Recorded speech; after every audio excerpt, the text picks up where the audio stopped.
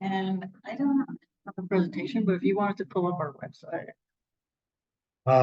Right to the senior pastor. He knows how to do all that. Oh. He's our IT expert. Yeah. He's gonna sit in? It depends.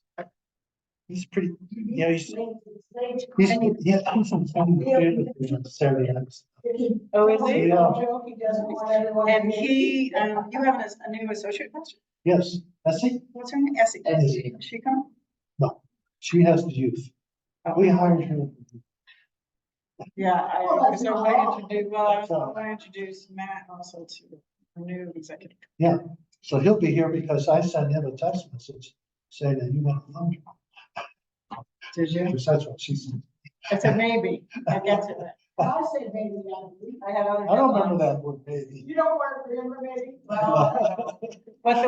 our website's now, so I can pull that up. Yeah.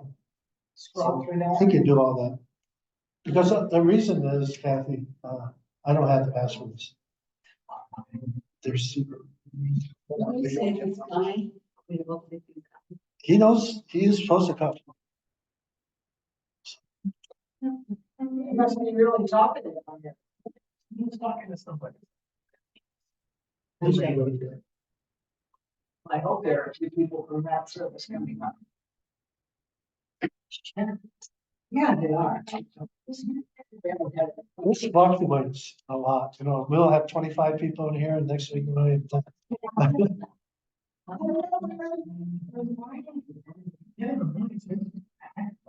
I don't think Kathy is gonna make it, but she fell. No. It was in the Paris, you know, the Paris movement. We have our. I don't know, it's true upstairs too, I guess. The weather. In a place where weather is really insignificant as far as the health is concerned, weather can just turn the ground. You never know. Or, you know, the kids have Monday. Yeah. Yeah. You can't, we tried to map it one time. There's certain things we can map with, but here he is. She's changed her mind. She has, she wants to go to her website. Oh, okay, well, we can do that. And she also wants to talk. I'm very well. I don't know anything about that. How did it go? It's gone well. Has it? Gone well, yeah. So it's fun. Yeah, I'm having a blast. I really am. And I had my family on opening night. Stephen and Kathy were there last night. Stephen and Kathy Rhodes. So to have friends in the audience. Okay, awesome. Oh, wonderful. And we've got the big Saturday contingent, including my parents. So that's gonna be fun. So where am I going? Yeah.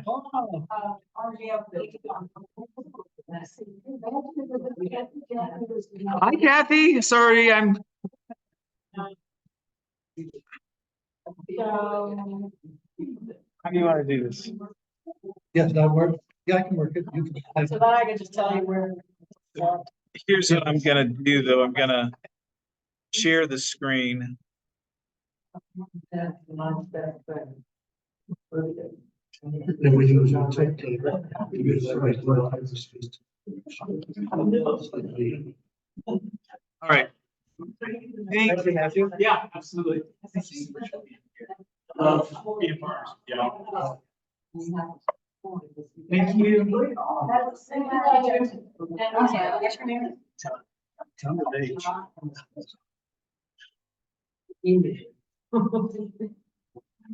This is one of the most beautiful websites.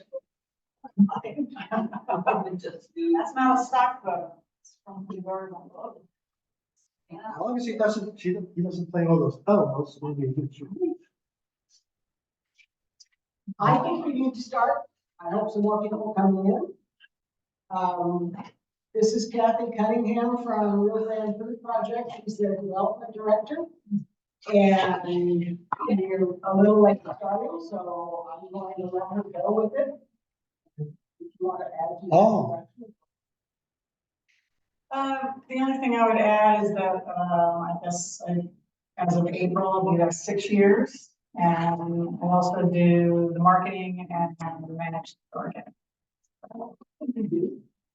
When I started, we had 3 staff people in the office, like executive director, myself, and operations manager. So when I started going out to the community and saying we're Rio Grande Food Project, everyone said, "Who are you? What?" I mean, you all know us because you're one of our supporters and our largest church supporters. Thank you so much. It's a significant effort on your part. It's really powerful and effective, making a huge impact for us. So the executive director, Ari Herring, she started a couple years prior to me, and she was the first full-time director. She came on in 2016. So prior to that, it was part-time director and volunteers. We're still very much run by volunteers. We're always looking for volunteers, or anyone's interested. Email us through our website, and we'll have you come out for a tour and see kind of what we want to do. Maybe work in the garden, maybe work in the pantry. We have every distribution day, probably 25 plus volunteers on site. And most of the volunteers are preceded all of the staff. So it's, yeah, I mean, that is their job. They come every week, either register people coming in, they input data into the computers, since we get USDA commodity foods, so we have to track all that. And we have volunteers unloading trucks on Tuesdays and Thursdays, and then on distribution days, we're packing, food, and again, all volunteer. So it's incredible. We could not function without volunteers. We couldn't function without community support. We're constantly telling everybody this is a community effort. Yes, we're growing out our staff, because I'll tell you about our vision, but if it wasn't for the community support, we would not be able to do this work. So one of the questions we always get is, what's the difference between food bank and food pantry? So we have 5 food banks in New Mexico. Roadrunner is our food bank. So they handle the government contract, USDA commodity. So that's free food coming through the food stream. And it goes to the food bank, and then it goes out to pantries that do direct distribution. So that would be us. Prior to COVID, we were distributing over 1 million pounds of food a year. And we were servicing about 830 people a week. We're still servicing that many people. The numbers have maintained. But last year we distributed 500,000. So what happened with COVID was the food banks and food pantries were flooded with USDA food, emergency COVID relief food, and all eyes were on pantries, losing their jobs and couldn't go to their jobs. But now that that has ended, all the relief programs that were set up to help people, COVID relief funds, the excess commodity food, that's all gone. But the demand has stayed the same. So now it's falling on the food banks and food pantries who literally purchase food, which is really expensive.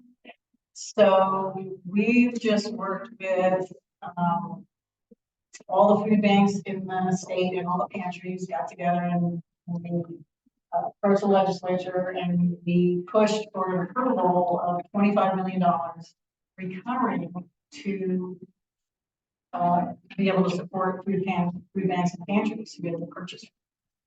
I believe it's not official yet, but I think we got 5. So we'll see how it goes. And maybe $1 million for fresh produce. So, we're kind of at a critical period prior to COVID, like in 2019. Has anybody ever been down to the food pantry? So we operate out of the back, a little addition was built onto the back. Of the building. So that's how we were started. People were knocking on the doors of the church, and the pastor at the time, Carl Soderberg, he challenged his congregation to food in. So these people need food. So they were going out and going to the store and loading up their pickup trucks, and then they found out about Roadrunner, so they were getting commodity food. And then within about 6 months, they were in the last. Can't do this. And so they brought on. So all those years, it was just $100 volunteers.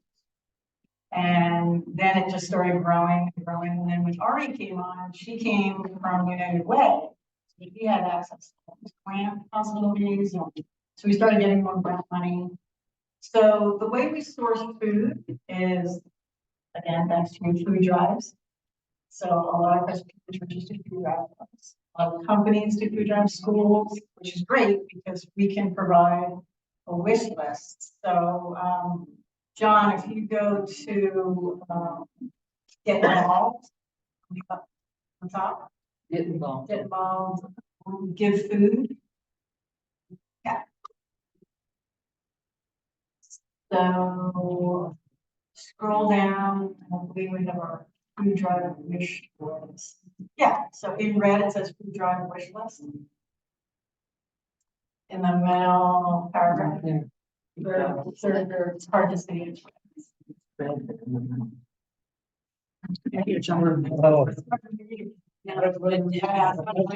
don't think I nailed it right. The one further down. So this is what we can provide. Nope, that's not coming up. Glitch. We'll provide any company, schools, churches with this. Oh, there it goes. Yeah. So that kind of gives a general guideline of food that we prefer to distribute. So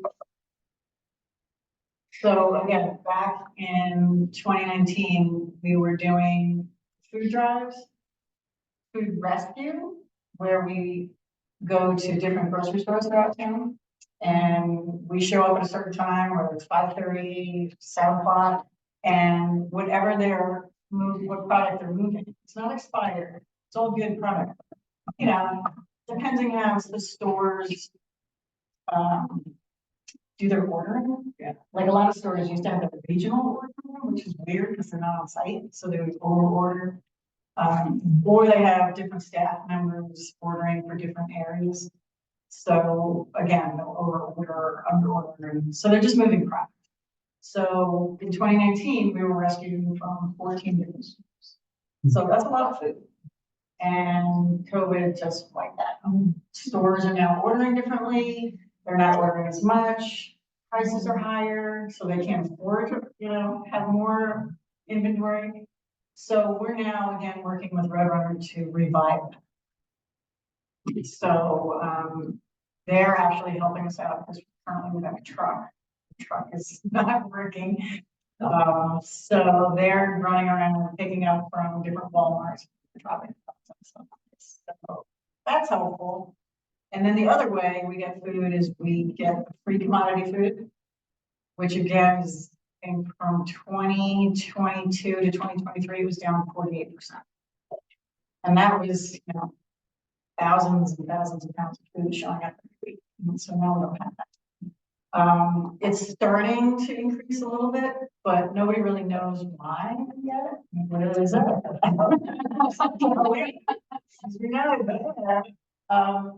It could be natural disasters. If there's a natural disaster, the free food will go to that community.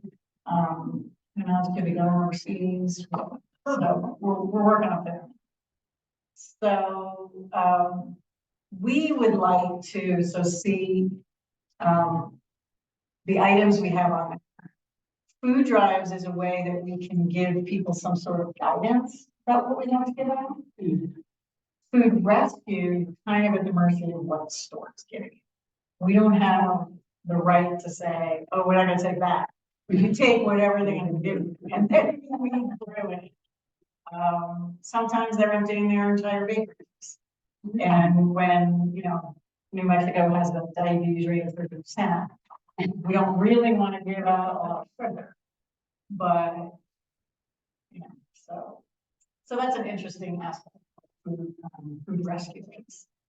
And then commodity food, and then we also go onto the Roadrunner's site and order food.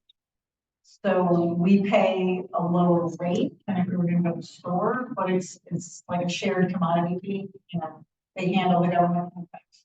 We'll pay for the food that they're listing. So, like the Stamp Out Hunger, the Postal Service, do that every year or twice a year. So they'll list all the food and then we'll order it. So pre-COVID, it used to be maybe like 13 to 15 pages that we could decide from. Now it's one. Wow. So, yeah, and it's not just us, it's every country and every food bank. So it's a really critical time, and it's coming at a very interesting time for us because pre-COVID, we had made the decision with our board that we were going to offer to purchase the land that we sit on from the Presbyterian Church. So church is on the corner, the food project is on the backside. So just north of our garden is a big lot. That's where we did outdoor distribution for 2.5 years. And when we found out the church was interested in possibly selling, we said, so we're currently under contract to buy it. So it's on us right now. We're having a survey done, land assessment and stuff like that. So our goal is to build a client choice grocery store. So people could come in and shop for culturally sensitive foods, diet sensitive foods. If a child is with his mom, he won't know he's at a food pantry. Imagine going to a restaurant, somebody just handing you a plate of food. That's what happens with a lot. That's why we kind of, with the food jobs, we kind of give a little direction. Like, okay, people will eat this. When we get 5 pounds of eggplant. So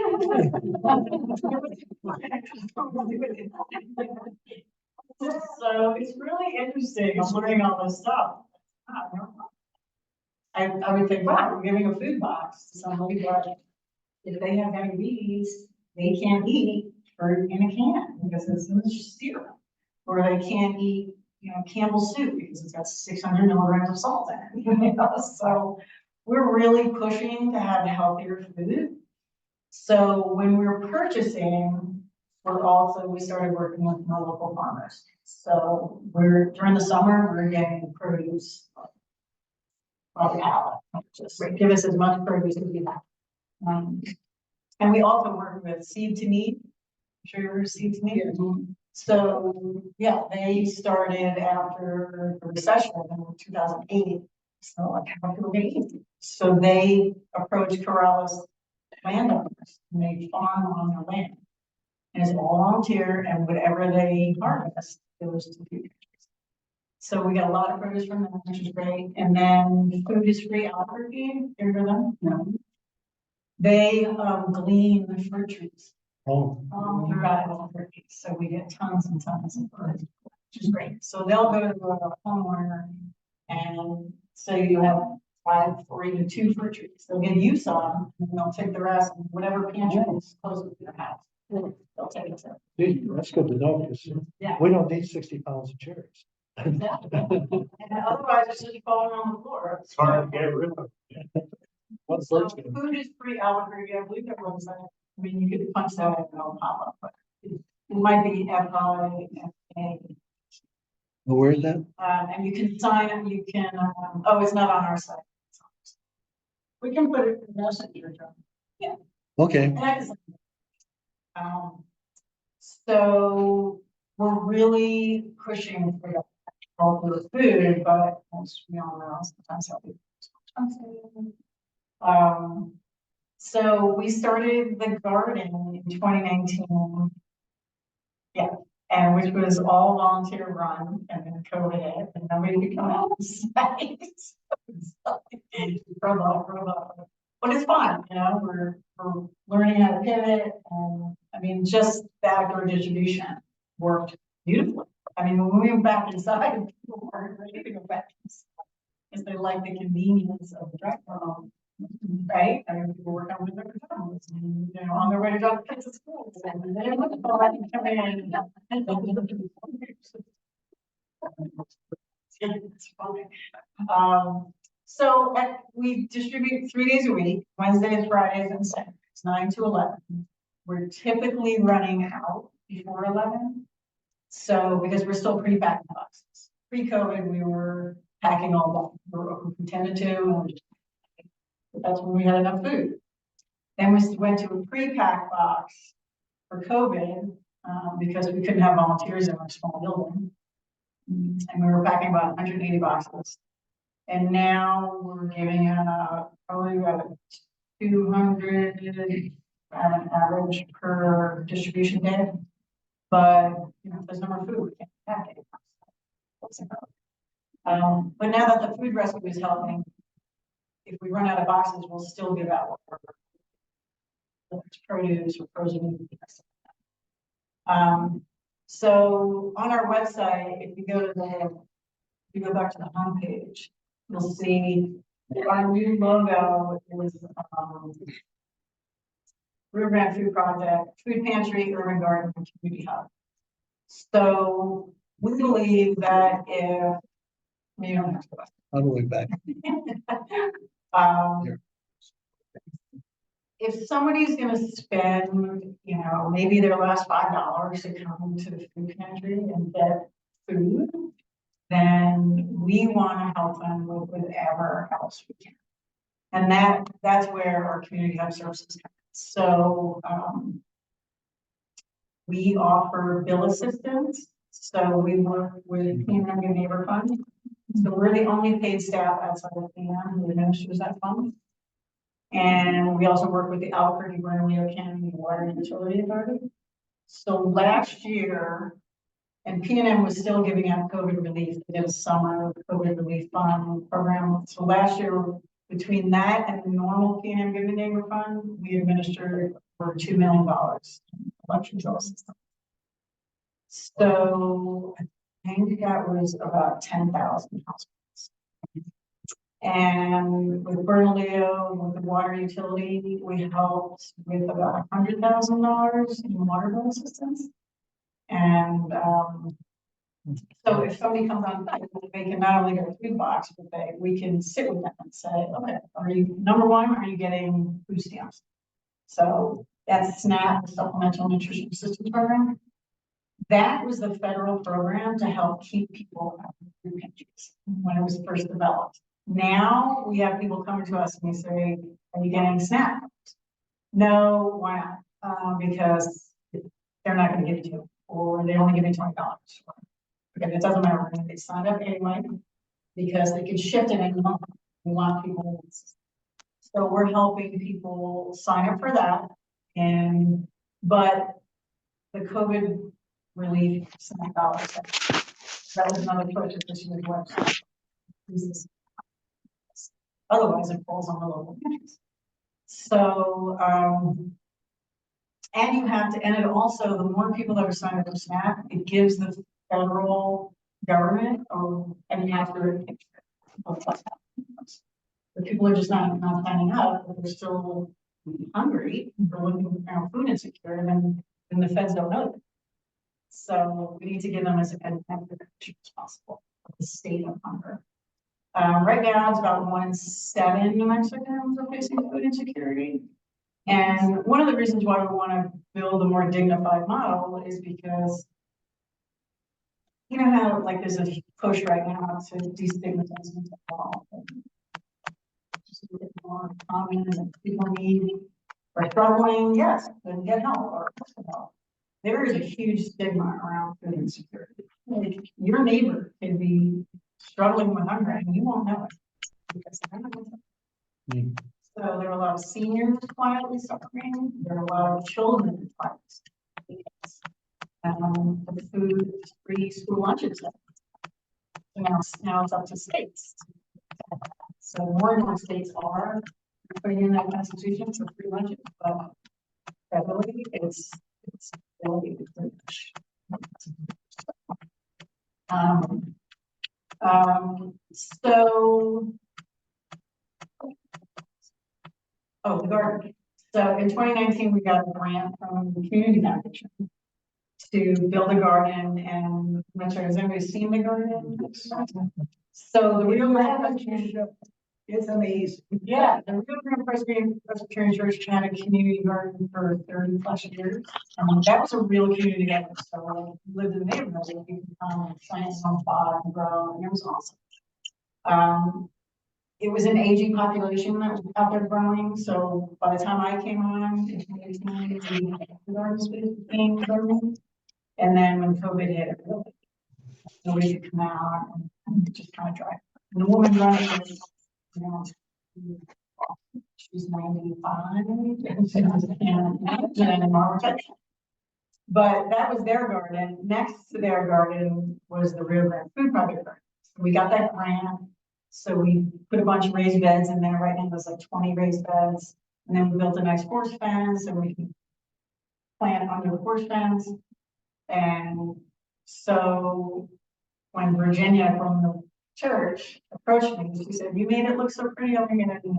Would you like our garden?"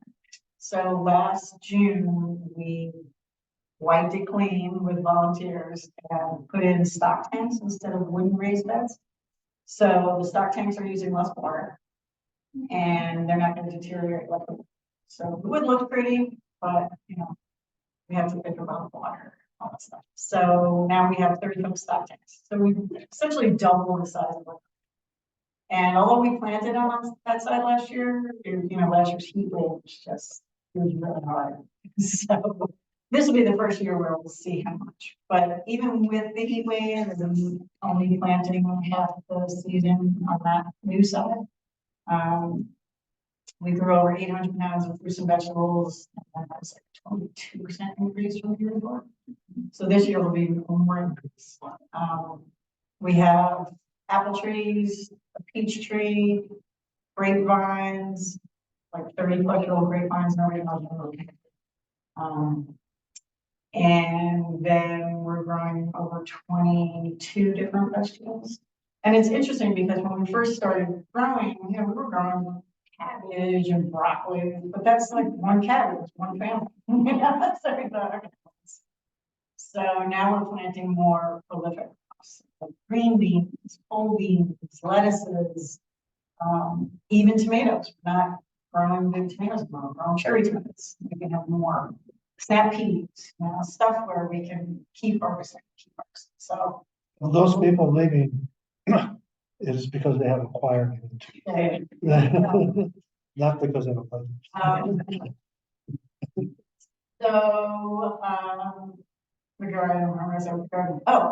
So originally the garden was part of the community hub. Oh, we can teach people how to. Now it's its own program because it's so big. So we last year was the first year we did cooking classes out in the garden, and really like entry level. I mean, I was walking around the people and I heard one woman say, I don't even know how to use a knife, like a sharp. So really like basic apple cut vegetable, really simple recipes. And we find the same with gardening. People just have, I don't know how to. Okay, well, here's a pot, and we're gonna stick seed in there, and we water it, and then you're gonna come back, and then we'll see how it goes. So last year was the first year that we were an Albuquerque Master Gardeners. So now we have 4 dedicated master gardeners that come out 3 days a week while we're doing food distribution, so somebody can get their food box, or we can hold it for them. And then they can come out and garden and then get their food and leave. So we're gonna do at least 3 cooking classes. And that's a wonderful woman. Her business is called the Scribe Kitchen. She does cooking classes on farms and wherever outside. That's great. And then master gardeners are going to set up a couple of really entry level gardening classes, because you can grow tomatoes or potatoes in an apartment. Even if you have a little balcony or a window, your herbs in a window. So just getting people thinking more beyond where my next meal is. Because when people are struggling with basic needs, they're not thinking about saving, they're not thinking about certain things that maybe we're lucky enough to think about. Beyond the immediate, oh my God, I think food for my kids. So one of the programs that we're rolling out this year in the community hub is we're working with US Eagle, they're a long-term partner. And we're gonna bring back financial literacy classes. We had done it prior to COVID, but it's been a couple of years, so now we're gonna offer, you know, credit 101 and all kinds of things. And it was interesting, we did a class in 2019 with, I believe it was Wells Fargo. And, you know, we incentivized everyone to come for the whole 5 weeks or how long it was. And in the beginning, no one was really talking, and we were quiet. And then by the end, they were talking about, oh, I'm saying, if I don't buy this pack of cigarettes, which I don't pack of cigarettes, it's $10. Something, right? I don't remember what it cost. Oh, we got a partner for $10. So, you know, again, people aren't thinking about saving, but by the end of the class, they would say, oh, I didn't buy that carton of cigarettes, it would be $40, you know? So just kind of expanding, trying to expand people's, you know, I want to say support system, you know? A lot of people struggling with hunger, especially because of the stigma. And, you know, we found that a lot. There were a lot of people who had never had to go to a food pantry before, and they would come with hats on, head down, didn't want to give their information because it's a shock. Like all of a sudden, whoa. And then we have people who work their entire lives, maybe didn't have enough in their retirement fund or had a medical problem, and then they're finding themselves like at the end of the month, not having enough money. So then they're at a food pantry, you know, like, and we've talked to a couple of seniors that never in a million years had a good job in the last 4 years. Now we're at a food pantry. And what we've been discovering and why we push the hub and all of our additional services is that 50% of the people that come to us are coming once or twice a year. Not every time. So that means there's some issue, either they're underemployed or unemployed, or you know, underemployed can be like, you know, 3 jobs. It's just again, not helping out. A lot of smaller employers aren't covering health insurance, so if they're working but they don't have health benefits, you know, then they're covering that huge expense, which doesn't cover all your doctor's appointments. Okay? So you have a root canal, and then you have to get a tooth pulled, that could be $3,000. So if you don't have that, you're living paycheck to paycheck. So the hub is really set up. You know, there will always be that segment of population who will have to come for us. I mean, you can't imagine how many grandparents are raising because their children are incarcerated, or addicted, or have died, or have their own health problems, and they're living with the grandparents. Now they're trying to raise kids on Social Security. That's not gonna work. So we'll always have that segment of the population who will come every week. And then there is a segment of population that is coming, like I said, once or twice a year. So if we can address why they're coming in the community hub and say, oh, this is what's happening, you need a little rent help. Again, we worked with US Eagle last year, and offered rent assistance. I don't have the total number on it, but it was, you know, $500 cash. You need help with rent or your mortgage, there you go. So it's very interesting.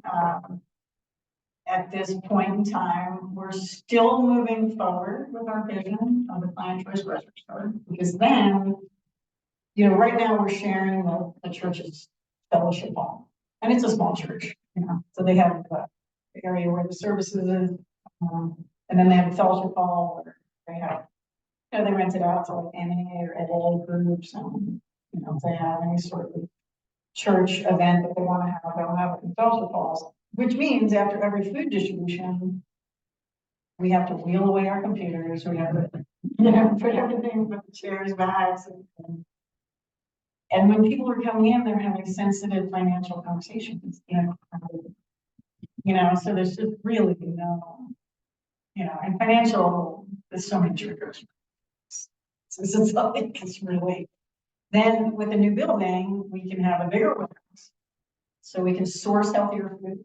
Like right now, if we try to source healthier food, we're gonna our store. So we don't have the space to source healthier food. We don't have private meeting rooms, so people can have conversations with, you know, we can even move down the road, have caseworkers. We can really like, go deeper with people and say, how can we help you? And then, you know, we can have a demo kitchen, so we can do more healthy food, you know, how to eat healthier recipes, cooking demonstrations, stuff like that. So we're calling it, we're not calling it a camp out campaign, we're calling it an expansion campaign. Because if you say just capital campaign, that, you know, people think building, and it's not about the building, it's about our program. So we can offer financial literacy, we can offer job help, you know, with our partnerships. We have tons of partners throughout the community. So whereas Presbyterian Church is helping us with food drives and financial, we have other partners who are helping save that. So we work with the Mexico Workforce Connections, we work with Good Jobs, we work with a bunch of bigger employers who have, you know, warehouses and factories. So if they're doing hiring events, we're pushing all that. We're working with Oak Street Health and is their organization, an organization on the west side that works with mental health services. So we can just keep expanding that. Like that is unlimited. So how can we help families get more food security in the long term? So our mission, we revamped our mission a couple years ago. It's now, our mission is to alleviate hunger. So that deals with like the initial emergency and then cultivating long-term food security. So when we were talking about expanding, before we found out that the church was interested in selling land, we started looking along cores because everything's getting built up along cores. And we thought, oh, maybe we'll just, you know, look for a warehouse or something. But we've been there actually this year, 35 years. So people in that area know us, they know we're there. When we close down for a couple months and we're doing distributions with Roadrunner off-site for 3 months, we thought we're closed. We still think people have not realized that we're still an option. So, and that area is a food district. So that means there is not a grocery store within walking distance of the majority of the people that live in that area. So if you don't have a car or you know, your transmission went out and you have to walk, where are you going? You're going to fast food, or you're going to the station meetings, which is not helping because as we see, as people get sick, then they're paying for prescription costs and for doctor's appointments, they're paying for surgeries, and then that perpetuates the whole thing. So we're trying to, if we can offer healthier food, which will help people, you know, maybe get off high blood pressure medicine, maybe not, you know, maybe manage their diabetes better, then we're not perpetuating this. That makes sense? So, and you know, we're all, like we said, it's a community effort. We're all in this together. We love coming out and telling people what we're doing because of you. And yeah, actually, I think First Presbyterian is our largest donor outside of so, it's awesome. You read it? Yeah. Because you reach a great spot that you're not just on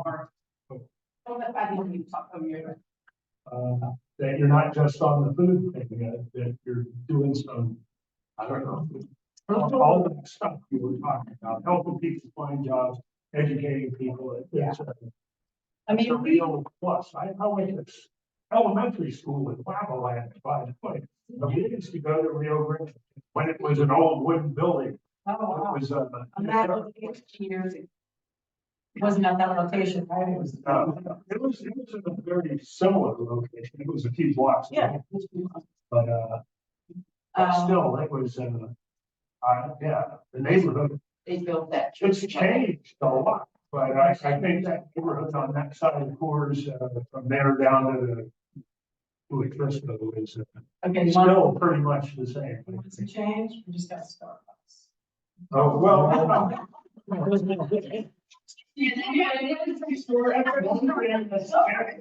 much in this society is that everything is built for convenience and it's very expensive, you know? And if you do indulge yourself in a few things like Starbucks and cigarettes, and you know, a whole lot of things that just bleed you dry, you know? And if you're not real vigilant about staying away from that stuff, it can turn you into, put you into a poverty situation. Well, that's the unfortunate thing. I'm sure you've all heard from your friends or you discovered yourself. But, with medical issues, you have to be your own advocate. Absolutely. And it's the same with food. Like if you walk into a normal, grocery store, say Smith's, name it, but, and you walk down every aisle, it's just, I went to buy hummus, first ingredients. I was just closer. It was quick breakfast. So, and if you're not, looking at every label. So just because it's food and it's being sold does not mean it's good for you. It's a good value for it, yeah. Yeah. So that's why we feel it's our responsibility. We're giving out food and people are coming to us for food, it better be as healthy as possible. Well, and that's hard to do when you're. It is getting hard, it's pre-prepared. expensive. You know, So, if you can give them the stuff to make their own hummus, but that's another trick too, because they have to have equipment to be able to do it. Exactly. But like, not every hummus. That's right. It's like not every soup, it's something $50. That's a heart attack in a can. So what we did, we looked into the data a number of years ago about helping people with these other services and how effective it is. And we found out that if you just gave a food box and you even put one little piece of paper in there about a recipe that you can make, those people felt more secure, more supported by their community or less likely to come. So if we can give all these other services, then again, that long-term food security. So this does not happen. There are enough resources in town, but we also work with Global Give a Book and Libros for Kids, and we give out free books on site. And we've had a couple of people say, go to the library. It's like, okay, well, you have to drive down there. If people are walking or taking a bus, or they don't want to spend, I guess. And nobody to look to. And if they're working multiple jobs, they don't have time. Right. So the better we can make it be a one-stop shop. But we realize that we can't, if you're just giving out food and giving out food, it's like, band-aid discussion. So there is a problem. Why are people not having enough food? Like, why is it? The list of partners is huge. Corporate partners like US Eagle to Sanvia Labs to Vitality Works on the west side. They're the third largest nutraceutical company in the country. Yeah, he's great, Mitch Cohen. So like if you go to Sprouts or Foods or like a supplement, they'll do private labels, so they'll most likely be Vitality Works, but hasn't been on. So, the more we can work with local companies and talk to them about this issue, it's really, every company has a budget, goodwill, right? So it's like, okay, let's feed the community, let's help people get jobs, let's help people get healthier. So we know it's a huge lift. We definitely know it's a huge lift, but that is, I mean, that is coming from Feeding America down. Like Feeding America, which supplies food banks. They're realizing that too. So healthier food, more services, and then we can really like address a large portion of issues. So it makes people healthier, it makes mentally as well as. Yeah, and even, you know, the garden has such a mental piece to it. You know, coming out and gardening for a couple hours, it's like, oh, you can like let go of your problems, you know, for an hour or two and not think about it and just be focusing. Yeah, it's awesome. Oh, another thing that we're doing is, with the help of the master gardeners. So out back, we have a compost area. So we have 3 bins now. In the next month or so, we're gonna expand it to 6 bins. So any of the produce, now that we're getting more produce, comes through and it's bad. It's the garden, so it's kind of like a drainage system. We also have a 5,000-gallon rain tank, which isn't big enough because it's so dry here. Like right now, we're using the rain tank. The drip isn't set up, so the water trees with the rain tank water. So it's great. So when we build my dream, 10,000-gallon rain tank, which can be underground, so that we could use it more. So we're not on municipal water. So I know that's one of the, like, you want to grow food and then you gotta use water. So does anybody have any questions? You know, next month, we're going to do our Bread for the World offering of members. And I'm sitting here listening to commodity food, emergency food assistance, SNAP. Several things that Kathy's talked about are included in the Farm Bill. The Farm Bill 2018 to 2023 has now expired. And Congress couldn't manage last year to get a new one passed.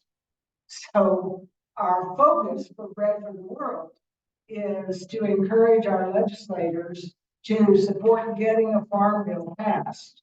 And that's going to feed basically everything that she's talked about. And so that's really important to keep in mind. And next month, I hope you'll all be writing in letters with us. Yeah, He's going to be needing that's hugely important. So it's great. Because that's, I mean, that will be the next 5 years. What is happening? I said Congress needs you and money.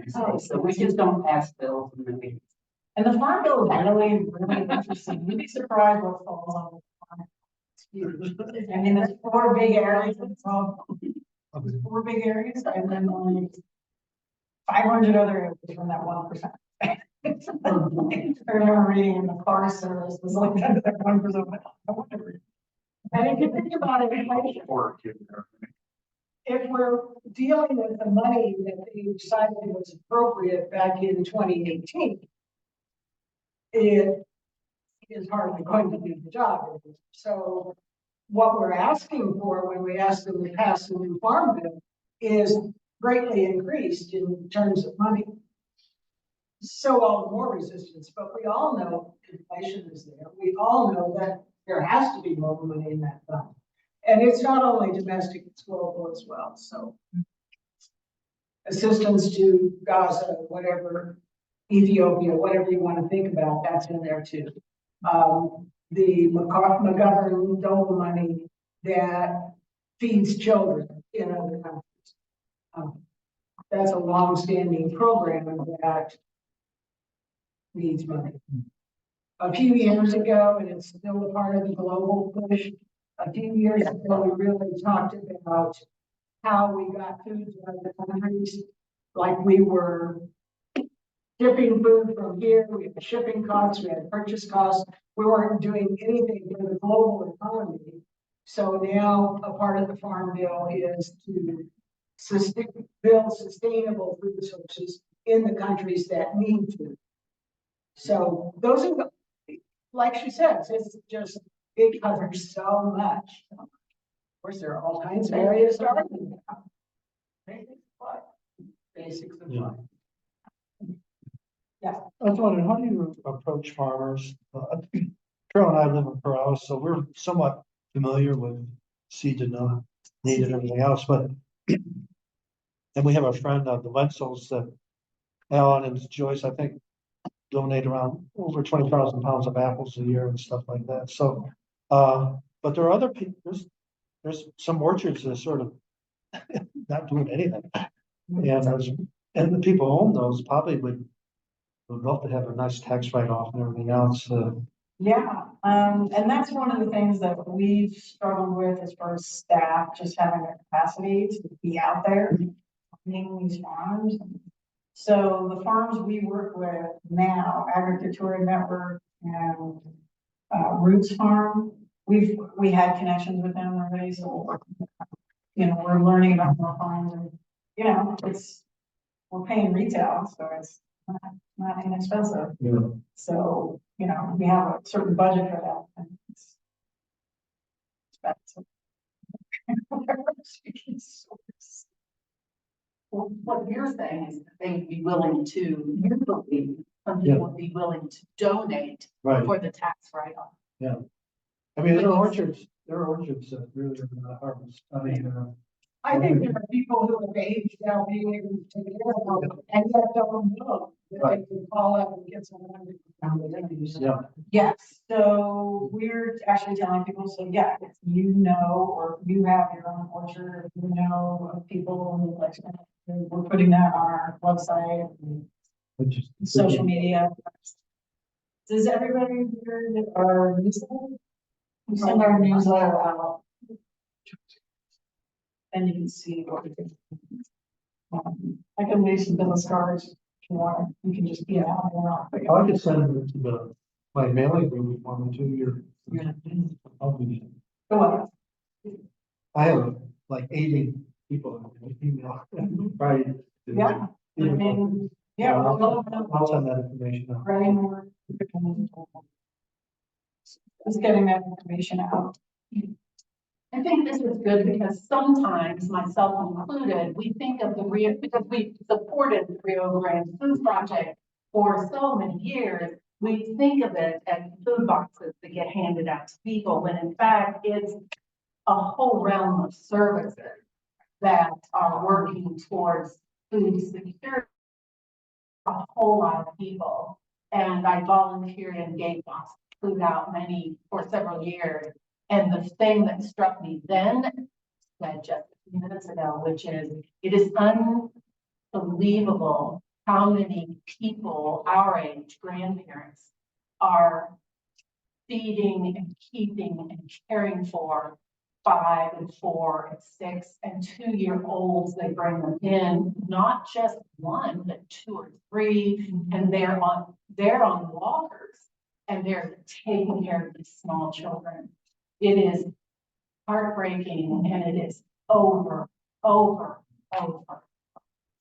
Yeah, we had someone coming through the drive-through. She was 82. She said, I just got out of the hospital. My husband's still in the hospital, and I need food for the kids. It's the kids. She said, oh, well, they're my daughter's kids, and she needs pressure. She has 4 kids between 4 and 6.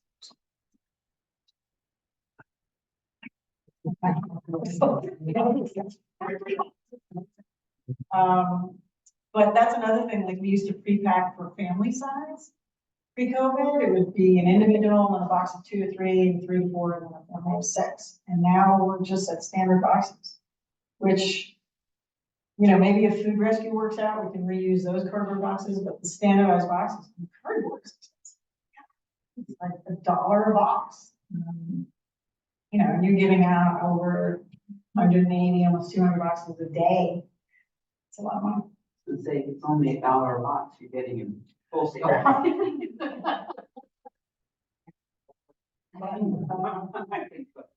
So, but we want to work better with our partners, now our structure is, Ari Herring is still executive director of Snatch, she's a co-executive director.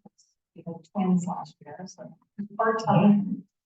And we brought on Kayla Strickler, so she's full-time at the food pantry.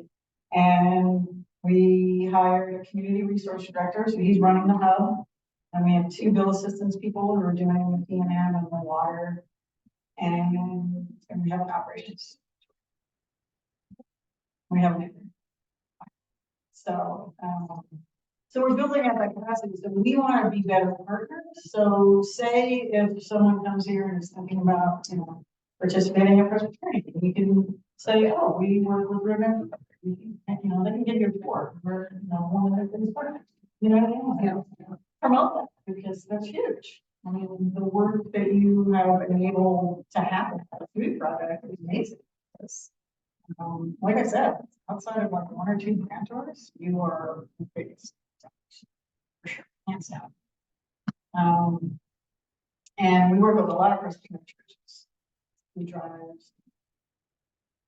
donations and other churches, but you by far. It's the church as a whole, really is, because the Advent Tree Project that we did this year, that all of you contributed to, I believe by far the largest dollar amount of product that we had to deliver to an agency like to Rio Grande Food Project. We got good results for all 5 of our partners, but the heart of this church goes through. And from the mission budget, as you may know, the investment money last year, but the investments went down. And so the amount of money that was available from the endowment to go to the mission, which was lower this year, but the church stepped up and made up the difference from operational funds so that the mission work of this church, that it's not just the mission committee, it's the people in this room, it's the people sitting in those services. It's all of us are enable the mission to continue First Presbyterian Church. So it's not just the foundation, it's not just that endowment, it's the regular giving that all of us do. Now, don't go with the deacons. The deacons also do a little. The deacons are also funded through the endowment, and I think mostly just the endowment, but they also provide some. Yeah, Eric Mosher. Yes. Yeah, Yeah. he's out there once they're carrying. I love it. Eric loves Rio Grande Food Project.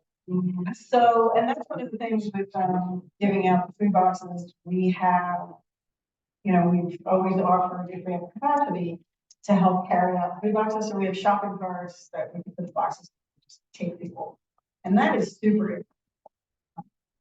You're not carrying the boxes yourself, but you're actually walking people to their car. And whenever I've had to step in, I have heard crazy stories, and you can't help it, but depending on someone's age or what they look like or what car they're driving, you can make snap judgments about people, but you don't know how they got the car. You don't know how, I helped a couple young women, and they were probably in their 20s, right before Thanksgiving. And one of them said she had just had an operation and got insurance. That was great. I didn't ask her if she had insurance.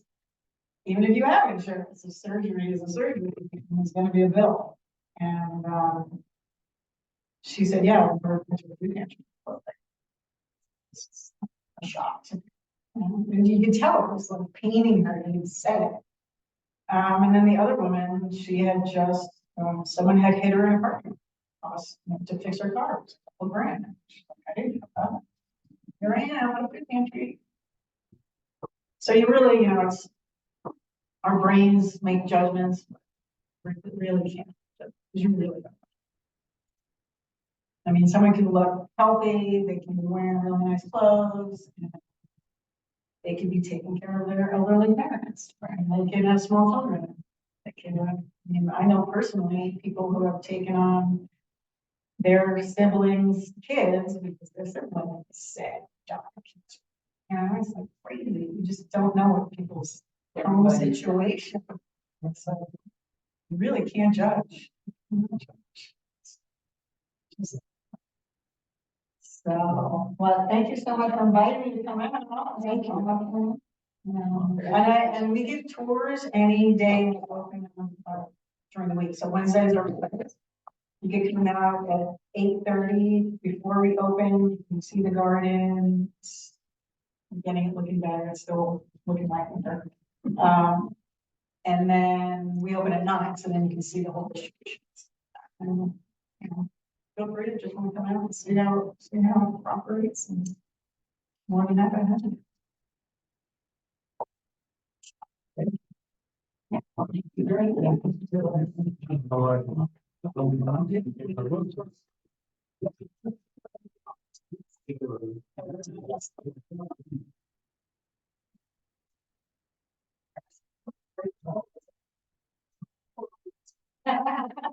Think about it tomorrow.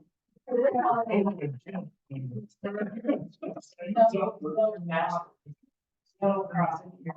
I see if they were doing that. I used to call my father, whisperers. So did I say? It's built in, I don't know. I love it. I love it. Yeah. And from there.